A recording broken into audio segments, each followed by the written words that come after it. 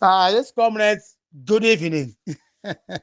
Mazo usiku wabwino ena mawa wabwino ku diaspora. Muli bwanja Malawi nonse kumene muli.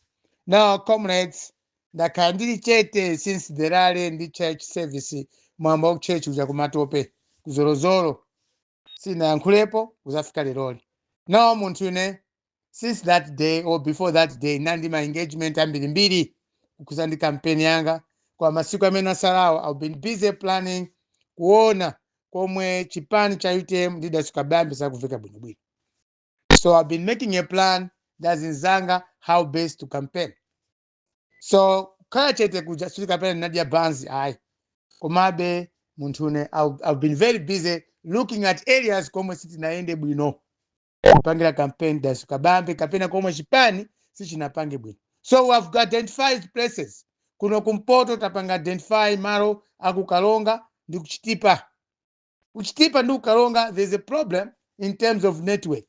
Even radio station ena kuchitipa samagwira ma VN awawa timatumiza koma timatumiza anthu aku kumamizi ambiri alibe ma telephone ma smartphones alibe nde mautenga ambiri samapeza. So we have been sitting down ndi anzathu to reach out to those places komwe sikumagwira ma wireless.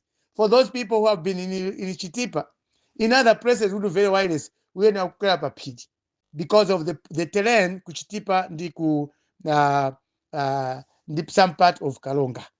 So our first week or next week we invade these places komwe wireless simagwira komwenso network ya phone ndio vutikirapo komabe ngakhale network ya phone ndio vutikirapo ngakhale anthu ali ndi mafoni amalephera kugula ma units kuti agule phone agule data. So those are the places komwe azibalanza athu amene amakhala maiko akunja kwawo ndi kuchitipa ndi kukalonga komwe network kapena ma radio sesa amaveka akutipempha kuti tipite kumene koko tikaende. So we are going to invade Chitipa.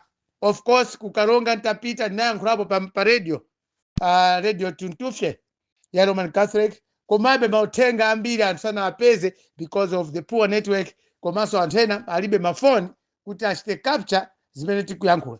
Therefore tipita kumene koko one of the days. Comrades, let me talk about this other thing. Chinanso chomwe mwina sili mayenda kwenikweni o sinayankhule ulupanga china chichonse kuti anthu munimvere mawu angawa nchokuti tili pa campaign and zipani zomwe tikulimbana nazo pa campaign ndi chipani cha MCP ndi cha DPP. Izi ziwiri zipani zinalamulirapo kale boma lathu la Malawi koma zili ndi zofoka zawo zomwe mpaka lero zofoka zawo zidakalipo leadership. Zonsezi zipani ziwiri za MCP ndi DPP zochitika zawo mkati muona Malawi sizikusiyana. The same people making mistakes, the same people that have been making mistakes in the past. We have never achieved anything. We don't even, when you go back to your diaries, I mean, my diary, kwa nthawi DPP, chimachitika nchakuti, asinthapata DPP, sipakuoneka. Greedy. These people are still greedy. 2020 kwa MCP, 5 years in office, kwa MCP kwamba 1950 chakuti. Mene chipani chinayamba kuzafika leloli. Zomwe MCP malephera mpaka leloli, sizinasintha. It's the same MCP. Why I'm saying these people are the same? And why are these people having problems today? Even by campaign, you have voted at MCP. Even making choices of people to work with MCP, just like DPP. And the thing that Malawians you should know is like this. This time we're in modern politics and modern civilization of democracy. Pano patu ziko napita kusogoro. Nthawi yopanga endorse my leaders as pan inata. Nthawi ya democracy. No need of endorsing leaders. And I'm happy that MCP and DPP inapanga endorse aisogolao kuti apikisane ndi anthu omwe anasangidwa convention. Because ukapangidwa endorse, you don't know the people to work with. You don't know the people to bring them closer to you to do campaign with. Panopa MCP and DPP mkati muone, they're struggling. That's why pena pake sindi kuyankhula kwa. I'm monitoring what is happening. In DPP they endorsed Peter Wamtalika. Mwampanga muntu endorse without a vote convention. The whole party from Chitipa to Chitipa to Nsanje, Mwampanga endorse muntu wokalamba. Comrades Malawians, just imagine. Kumpanga endorse muntu wokalamba. And that guy Mwampanga endorse wokalamba uja akupanga appoint running mate yemwe ku convention never had a position. She was not even voted for. Jane answer. Muntu to muntu ku convention never got a position. President Mwampanga endorse. Mwampanga endorse President Wanuja. Lelori the same President Mwampanga endorse uja. He's making a big mistake in your party. He's also appointing somebody who was not a core member of that party. How can something like that work in a modern civilization of democracy? Mugabe panizanzeru apapo. Kungomwikapo muntu achimwene inyo basi nigola chipani. No competitor. Lero Mutharika upanga mistake. Who's to blame? Are you going to blame Mutharika for making a poor choice? But how are you going to get the energy to campaign for the poor choice of a running mate? Mukona bwanja Malawi. So when you give votes to Peter Mutharika, amena nampanga endorse anzata DPP, do you think that Akalwamboma is he going to do to follow the constitution? Mukona ti Akalwamboma Peter Mutharika, is he going to follow whatever is written in the Republic or what is stipulated in the Republic Constitution? So kumaona zinu zinas. Panopa DPP, to be honest, it is struggling to go back ground ukapa campaign. Musogolo wao kupita kusonkhano is failing to drop from a car. And now the most funny thing is like this. Secretary General Wachpancha DPP, Mukito Nzangai. Mukito is telling the nation that security scenario. That's why Mtega Science came Gamot. Yet the Secretary General was the Chief of Staff, YPM State House. Komanso, he was an Inspector General of Police. He was Mukito is at the central point of our national intelligence. I know Grapon Chito, police as Inspector General. This at the time. And now such a person today is coming out openly, telling you Malawians that Mutharika Sanaske Gamoro, Shokmene Kuja, Kunali Kanga security scenario. Is he really a professional, this guy? Is Mkito really Peter Mkito? Is he really a professional? Because issues of security, even myself, I can guide better my president. Kabambe Mwina Gatalibe my bodyguard. You know, I can act as his bodyguard. No mistake. When somebody unali ku police, kapena unali ku army, unkuru wa army, kapena wa police, you don't come openly and tell the people, President, utayamba ndale zako nga Secretary General Chipani, telling the people, and hakuba, and okupa, kumamba, President watu, sana sike mgari moto, chuka mopati, kunali ena haka mafuna mpangile chiwemba. The whole former Inspector General of Police. Amana wiboma limene litagwa mwa Mkito. Is there going to be any security? Zake security kumana kunoko. It's just the same. The bodyguard to Mutharika. Anangoliza futi sawa kuje kumponera ko. Kungombera futi sawa. Papa. Zinzosa mveka bulubulo amini basi yao chedwa. So many stories. And yet this man was in the military. Komanso is a chief bodyguard. Wa Mutharika Anaibu State House. Chief Bagareroli, Director of Youth. Komanso the bodyguard wa president. Bagarero. Ama kakumbe kwa president. Do you see any sense there? But many Peter Mutharika anapangwa endorse. So when you look at DPP, who really endorsed Peter Mutharika to be on the ballot paper by 16 September? It's the two people, Mukito and this gentleman, Ndanu, Msirikari, Ndanu, Norman Chisale. And I will own endorse Mutharika. Because are the people who have been closer to Mutharika. Koma santamina wanda mina akanauza akula chipani. Kuti hai musapange endorsement ena kapiksaini ya bwana tu wacho ndo ukalamba. Ukalamba wa APM amena kanena kuzoea kwa mbili. Woyamba ndi former first lady. Get to Mutharika. Wachiwili bodyguard. Uyuyu bodyguard uyu. Norman Chisale. Wachitatu akanakhala Peter Mkito. Because now look at Mutharika the way he looks at his age. DPP twakulephera kuyenda atu. And I don't think tikamafika kusogolo kweni kwa campaign kafa mwaka titi. Malawians this time they want to see their leader talking to them the way Daiso Kabambe is doing. The way the politicians are doing. But from Mutharika uti azopa chitetezo koma kufuna vote kwa anthu akuopa anthu amene akufuna mpase vote akuti chitetezo chili bwino. is Mutharika looking for votes? So these are the consequences of endorsing a leader or putting a leader kumwika pa ballot without competitor. Taona panopa DPP, to be honorable, chipancha buta DPP panopa chili vulnerable. Anga pange makani chotani ma members now. The endorsement was very weak for them. The endorsement of Mutharika akula such pancha DPP. Because you can't work better. The leader is endorsed. But members, other positions were voted for.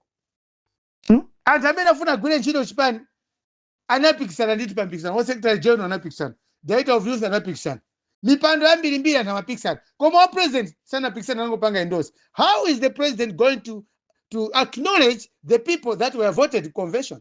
Who is powerful? Panopa ku DPP kulibe mtsogoleri weniweni apart from anthu amene anasankhidwa ndi anthu omwe anavoted. Mutharika mphamvu zawo za endorsement sizikuoneka chifukwa chimene anapatidwa endorsement. The man can't do more than what we expected from him. He's old. We removed him in the office because of old age. He did the same to MCP. Today, after Yeremia Chihana, after Parliament, I called Yeremia Chihana to thank him for what he said in Parliament. MCP chimozi. Malamula kuchipani cha MCP to sefe kumana tuwaziwa. Munthu akamsanga kwa vice president wa chipani amakhala obvious running mate. Koma panopa kukanga to MCP na also kuli mistake. Just imagine. Same like DPP. Chakwera was only endorsed by the Malawi Congress Party. Pamene Maudino enawa anaisha kupikisana. So you can see the endorsement of Chakwera, you go for that MCP kuti amgulisa Chakwera bwino. Chifukwa fundo yomwe fundo zimene mafuna Chakwera winine convention sitinazimve. Just like Mutharika. Fundo zote amsankhezo kukhala msogolo chipani cha DPP sitinazimve. Olo fundo za endorsement zoti Mutharika ampanga endorse pa fundo zimene wanena Mutharika ndi izizi. Therefore fundo za Mutharika zizi palibenso wina kuchipani amene angakabe posa bele papa ndeta ampanga endorse. Ayi tufuna fundo zenizeni koda Chakwera MCP ngati anapanga Chakwera kukhala endorse amene anapanga endorse a Chakwera. What exactly anaona china chipani cha MCP mwa Chakwera? Chwa ndena amene anawina mipando ina nga secretary general vice president, people voted for them. Anaona mopindu koma because the president was endorsed wopanda fundo. You can see MCP today how vulnerable MCP mene is, just like DPP. A DPP anasanga vice president, very influential politician and watenga anali speaker of parliament. Very strong position. Anasankhidwa nditu the parliament kukhala speaker. Various parties voted for Gotani Hara. And that one was possible, was an obvious running mate for Chakwera. What happened? The opposite is what we have seen.